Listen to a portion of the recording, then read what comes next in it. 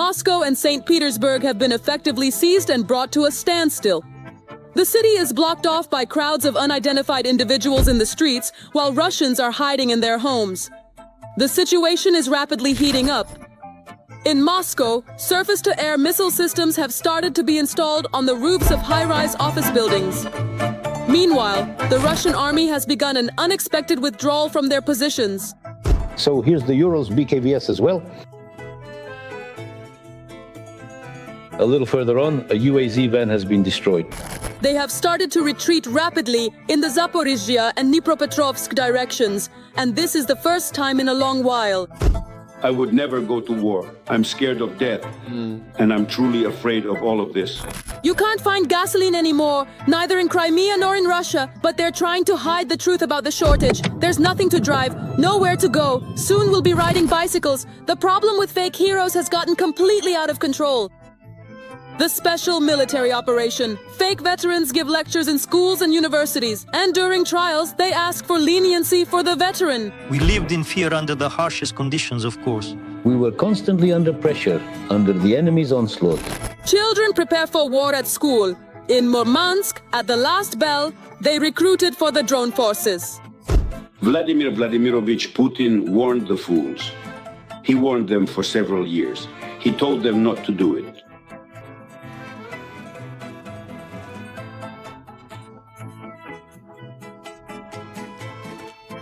All the little people stay completely silent. And this is all happening now when Russia is about to launch an invasion against the Baltics as well. Why should we fight together? Isn't one conflict more than enough? This isn't my war, I don't care. Well, Zyson, Well, you're still little. the war with Ukraine has been going on for 5 years now. Well, as long as they... Get ready and buckle up. Action is on the line. An honest digest about real life in Russia and beyond.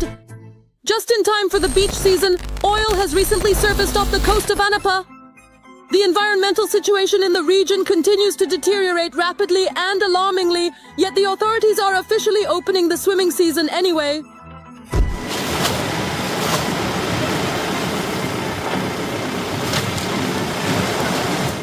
In Kazakhstan, the upcoming resort season promises to be very eventful and full of activity.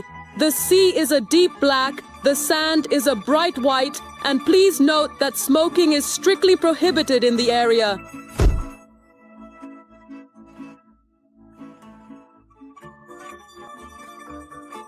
In Nice, white sand, you say?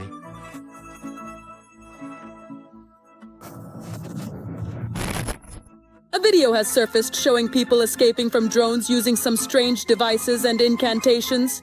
Yes, We'll move just a little bit closer like this to protect all of us here in the kingdom from potential incoming attacks, from bombings, from fires, from diseases, and even from some kind of coronavirus. But you don't really need any of that.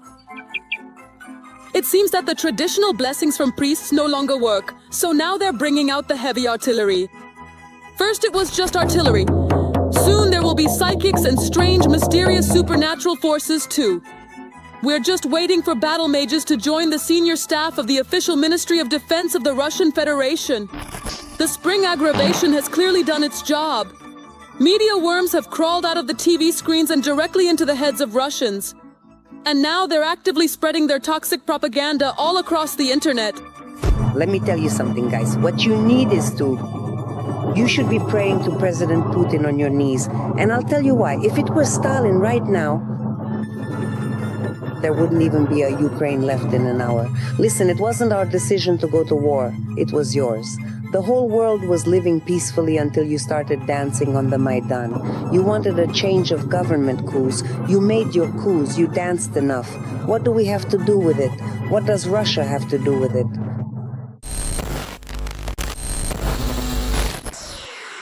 Ukraine is officially launching the Logistics Lockdown Program, a strategic initiative designed to significantly scale up middle strike attacks targeting the deep rear of the Russian Federation. In a major escalation of the conflict, Ukraine has begun to strike Russian troop concentrations en masse. This systematic destruction of critical logistics networks, massive ammunition depots, and high-level command posts of the Russian Federation is currently underway, aiming to paralyze their operational capabilities and disrupt the flow of essential supplies. Throughout the entire duration of the previous month, the total volume has remarkably quadrupled in its overall scale. The official government of the Russian Federation is already actively preparing a series of new regulatory restrictions on fuel exports in an effort to help stabilize the current domestic market conditions. The leadership within the Kremlin is already very carefully considering the potential implications of this situation.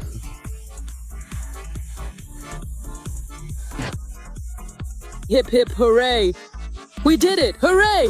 No, I am truly sorry, but I am afraid that is simply not going to be possible at this particular moment in time. So I must very respectfully decline your request exactly as it stands right now. No, not here. This is definitely not the right place for us to be right now. It is far too dangerous and exposed in this spot, so we must find somewhere else immediately. We cannot stay here. No, not here, not here. And young people continue to flee the country. We're giving our resources away. Look at Irkutsk, Kuban. They're logging and shipping it to China, hauling it away. We sell oil and gas cheap. That's what young people learn from. Everything is just shit. Where are you leading us? What revolution? Who are you to talk? If people hiss, they'll just run abroad. They have their masters there. Looking at what it has become under Putin, there's widespread devastation and poverty there. She experienced it firsthand when she found herself living in Karelia.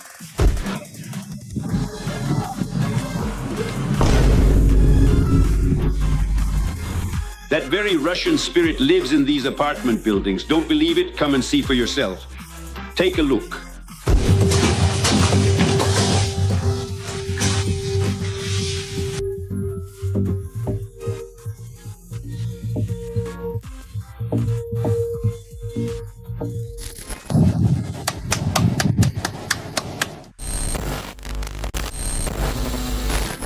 As they say in Russia, Gazprom, dreams come true. It's not a job, it's a fairy tale, and most importantly, you're valued.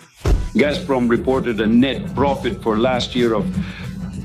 It cost billions and billions of rubles.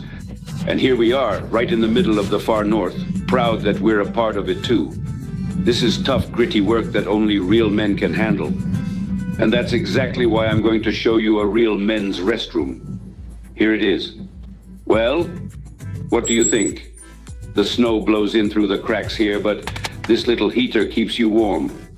Why the hell are you laughing? This is nothing less than a true national treasure. The true treasure of Russia is not the Russian people, but the oligarchs. For example, Putin, who runs Gazprom. He possesses a multi-billion-dollar fortune, a palace in the Moscow suburbs styled after Italian palazzos, an apartment church in St. Petersburg with an area of almost total square meters. The estimated value is roughly 1 billion rubles. Miller's official annual income is around 2 billion. I don't think it's even worth mentioning the golden toilets. The completely unhinged propagandists have staged, or a show. Who can spout more nonsense on camera in the studio? And it feels like in this battle, the not-so-crazy Skabiva might actually win. Listen to how they claim that supposedly the Ukrainians themselves will strike the Baltics and blame Putin. The drugged-up Kiev regime, after all, they themselves know very well that it's all just junkies over there, could stage almost any kind of deliberate provocation. They could strike one of the Baltic countries and then proceed to say that, take Russia, for example. They could potentially launch a strike against one of the embassies in Kiev itself and then falsely claim that Russia did it. Absolutely anything is possible with them. That is why we need to be extremely careful and very meticulous about this critical issue. Don't you think that these statements look much more like they are trying to prepare a solid alibi? Under the Russian Empire and under the rule of the Tsars, it was never the case. But these two, President Alexander Grigorievich and Vladimir Vladimirovich, they are both doing a truly fantastic job. Once, all these old Slavic, Greek, Latin, German, French, and English terms were new, but they successfully took root in the culture and are now an integral part of the language in Russia. However, not everyone thinks so. Text. Those who have bowed to the Putin regime continue to spread propaganda to their fans. Rosenbaum demands the abolition of the words cashback and car sharing. They wrote a bunch of new laws again, but cashback is still present in all our programs, just as before, and no one on television cares about it. I'm addressing you, and on the radio, and no one is bothered by it. Car sharing is still around just as before. Who is bothered by the word rental? Although that's not great either. It's ours, but somehow we've gotten more used to it and so on. If you think about it, what's the point of writing this decree if it's all being violated and not enforced? Russia itself has borrowed half of its vocabulary from others. Yes, from that damned West. But since the start of the full-scale invasion of Ukraine, it's been denying this. Before they were proud of development and improvement, but now once again they need to circle back. Their own fellow citizens, since outsiders no longer fall for their deceptive lies. A notorious serial strangler with 15 victims was released early thanks to Putin. Specifically for 3 murders, 8 rapes, and numerous robberies. He was sentenced to 25 years in prison. However, just 2 years ago, this man Kilo signed a formal contract with the Ministry of Defense and went off to the special military operation, even though he still had many years left to serve. 7 years left to serve. What kind of elites are we talking about? What kind of elite? Here is the true elite, those who defend the motherland. These are the people, this is the elite. This is the future. The future of the country is with them. And it is not scary to entrust the country to people like this. We need to help them out. Kiko escaped from the hospital and is now walking free among you. Russians, meet your country's new elite. They are somewhere already in your yard, quietly watching over your children and your mothers. This is all thanks to Putin, as I remind you. We are bored. Have you ever stopped to wonder why Putin launched the special SVO? A theory has come up that really caught me by surprise. Is Russia at war with the West? With the West? At all? Which one? Since there are more of us economically, we are fighting for independence. This is a war for independence, just like the United States once fought for independence from London in its time. We are fighting for independence from the global system, so that we are accepted as equals, so that others are forced to negotiate with us. When at the beginning of 2025, in fact, Trump started doing just that, well guys, we won. Well, at most, the only thing you won was a shot of cheap booze behind the garages. That's about it. Or are you still hiding this victory from someone? War is upon us. We fight for the glory of Russia. We stand united to defend our sacred motherland from every threat.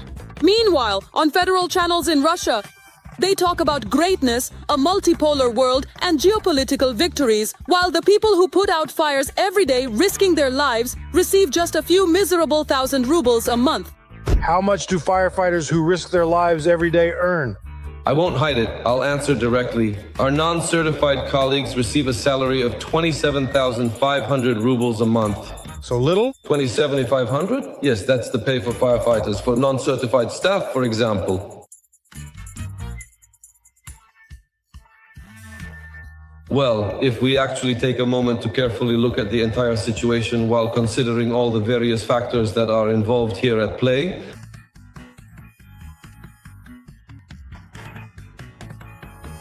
that's the fundamental difference between a television superpower and the actual reality of life in Russia.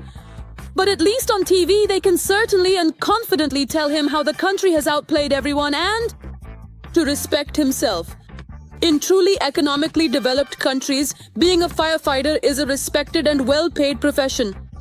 But this is not the case in Putin's Russia. They've just become completely shameless. They're not embarrassed by anything. But there's really nothing to be surprised about when the state has for years found money for missiles, tanks, military parades, and endless reports of heroism. There's just not enough money left for ordinary Russians. And they're not even trying to change that. But then you can always turn on the TV again and hear that the country is rising from its knees. This is already Putin's 5th presidential term. According to According to plan, as planned, just according to plan, right on schedule. If the TV says that everything is going according to plan, it means they're lying to you again. Remember, the truth sometimes breaks through even the thickest layer of propaganda and lies. Take care of yourselves and your critical thinking. This was Davijucha from you. If you enjoyed this video, please like, subscribe, and comment below. We truly did our best to bring you this story. From sitting at their school desks one day to operating drones the next, teenagers at their graduation ceremonies are now being actively recruited into the army. Values are instilled from childhood. Children are congratulated with songs about prison. The whole of this house is under arrest. Shaking with fear, Putin hides behind armored vehicles even in friendly Kazakhstan. Solovyov changed his tune. Kokov no longer... It most certainly does exist, and is very much a real thing. Propagandists are getting ready to bomb Poland. A shaman is a spiritual leader acting as a bridge between the human and spirit worlds. Mobilize foreign agents. Russia, I really have no right to hide this betrayal from you. You're tuned in to the movement, truthful digest about reality in Russia and beyond. School children in Russia continue to be prepared for adult life. However, there's a catch. Instead of preparing for exams in universities, graduates in Murmansk were directly recruited into drone forces right at their graduation ceremony. Teenagers were handed drone controllers and told about the prospects of serving in UAV units. So for some Russians, the path from the school desk to war is getting shorter and shorter. But drones aren't the only thing the Kremlin is focusing on. The Ministry of Education has also decided to check how correctly school children, students, and young teachers are thinking. Russians are being asked to fill out special questionnaires about patriotism, traditional values, attitudes toward the authorities, discussions about important topics, and even about which social networks they use. Upbringing is multifaceted. As you so rightly said, this applies to culture. When it comes to culture, it is a process that continues constantly and at all levels. In Russia, schools have finally stopped being places of education. Now they are military recruitment branches with ideological control. It seems Russia has finally lost its mind. At the last bell, some children learn to fly combat drones, while others are shown what lies ahead. In the State Duma, for Children's Day, Deputy Alexander Shaganov performed Taganka, a song about a convict's fate. The fate of a convict and prison life.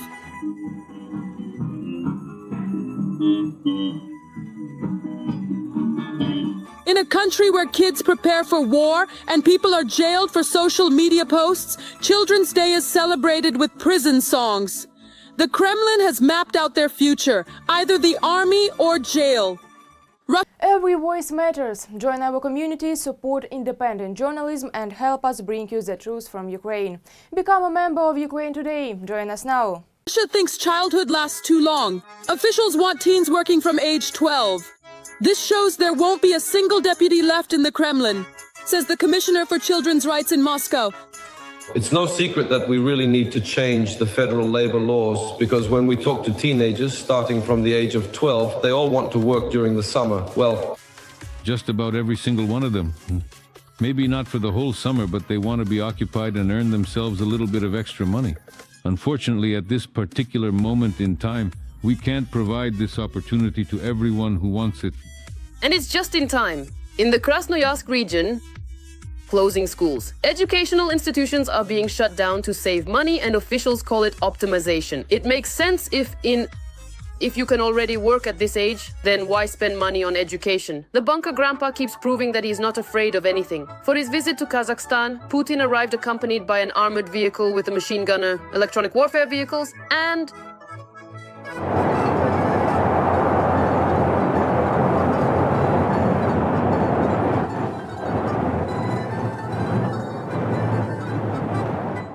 After that, the streets of Astana were blocked off with armored vehicles for the bunker grandpa's safety. When people online started mocking the motorcade, Kremlin propaganda stepped in. They claimed that the armored vehicle was escorting not only Putin but also journalists. Oh sure, that completely changes everything. We have just one question. Who was Putin planning to protect the journalists from in friendly Kazakhstan? But even that isn't enough for Putin, while he's traveling abroad with armor and jammers back in Moscow on the wings of... They continue to install more anti-aircraft systems around the city. Sarksin. Yes, that is exactly what a leader who is supposedly fully in control of the entire situation looks like. As the Kremlin elite continues to age, they are having more and more trouble, not just with complex geopolitics, but even with simple names. During his official visit to Kazakhstan, Putin once again mixed up President Tokayev's name. This time, the Russian president mistakenly called his colleague Argan Kemelovich. Dear Alexander Vladimirovich Kemelovich, first of all, I want to express my sincere gratitude for your invitation. Last year, we had the pleasure and honor of hosting you here. And this is despite the fact that Putin regularly meets with the president of Kazakhstan. However, for the bunker dweller, this has already become a tradition. Previously, he called Tokayev Kemel Jamartovich and Kosim Jamart Kemelovich. As we work toward our goals.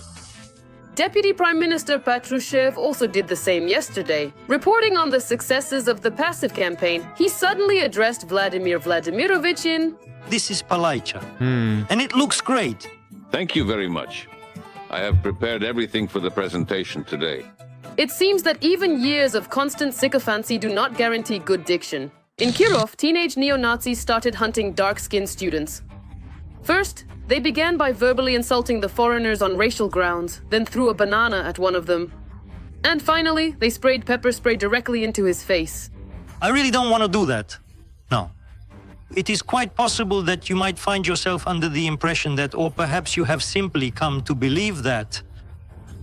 I'm a foreigner, right? I'm with Makim. The young swastika enthusiasts were so proud of their exploits that they themselves posted the video of the attack online. Yet later, Russia will tell the whole world about Russian friendship among peoples and respect for representatives of different cultures. It seems that Nazism has been defeated in Russia so thoroughly that now they're cultivating it themselves. By the way, speaking of Nazism and enemies, Solovyov suddenly declared that Russia is no longer fighting with kokols, as Ukrainians are called in Russia. According to the Kremlin's mouthpiece, there haven't been any kokols at the front for a long time, and Russia is now opposed exclusively by a military political machine. The North Atlantic Treaty Organization, or NATO, is a pillar of security. It seems that after 4 decades of cooperation and collective defense, the alliance is now entering a new era. Years of war. They have finally found someone to blame for the promised stroll to Kyiv taking a bit longer than expected. And since NATO has come up, Russian federal television continues to fantasize about striking alliance countries. This time, it was Karnakov who stood out. The propagandist suggested precisely dropping a hazel tree on the Polish city of Rzeszów and seeing what happens. The fact that we can't strike Rzeszów, I believe, is a big mistake on our part. We should strike it just out of curiosity to see what happens. Just drop a precision-guided munition there, that's it. And just watch how Poland reacts. What are you going to do, Poles? What will they do? What will NATO declare war on us? Of course not. They're already at war as it is. And NATO will never actually go to war against us. So why not burn down the logistics center in Rzeszów? Just burn it, that's all. Romania got its share too. Kornakov called the inhabitants of country gypsies and called Poles psheks. And it's clear where the bases will be moved. They'll be moved to Romania. The logistics centers will be in Romania. We'll deal with the gypsies. It'll be easier there.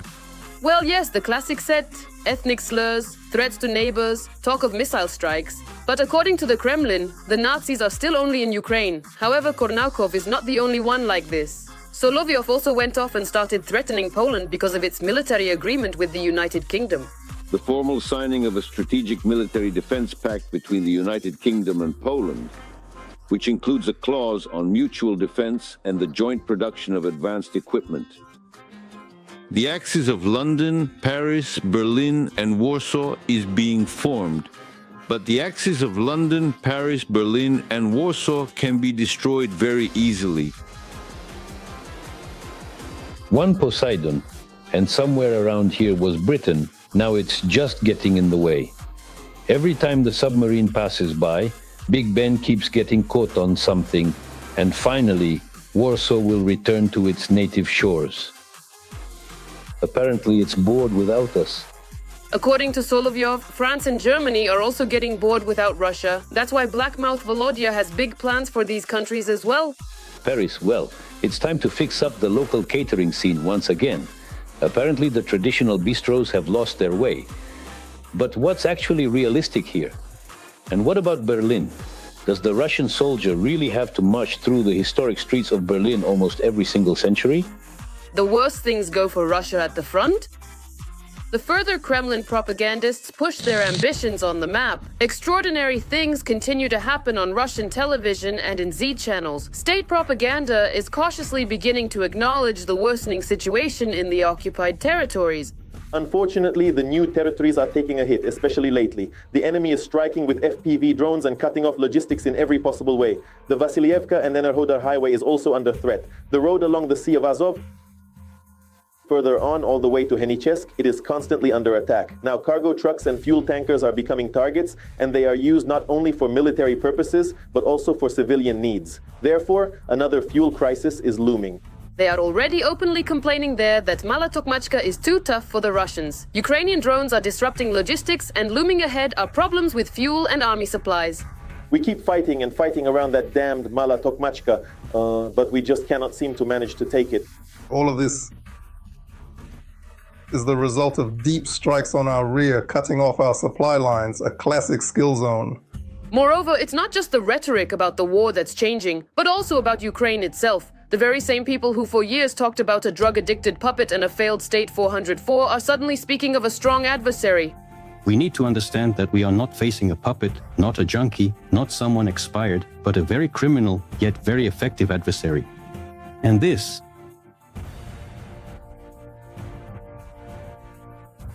Now that's a plot twist. It turns out that for the fourth year, they're not fighting clowns from television, but an army that methodically destroys Russian depots, airfields, and logistics. It gets almost comical. Now, even from the podium of the State Duma, they're talking about a giant hole in the budget and mounting economic problems.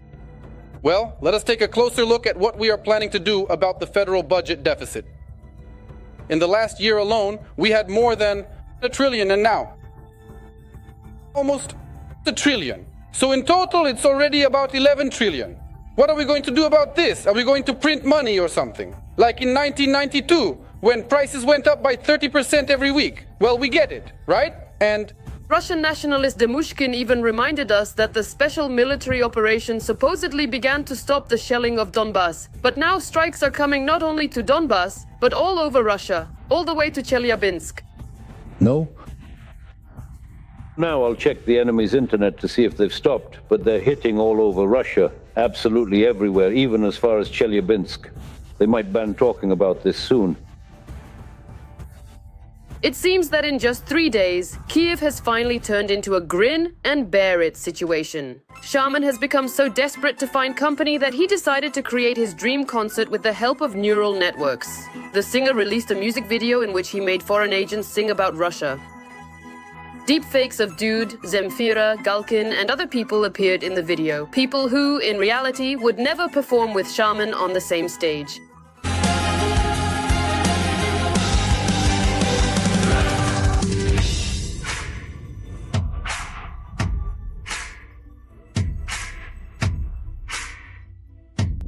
Well, if we take a moment to look at the situation from a much broader perspective, it becomes quite clear.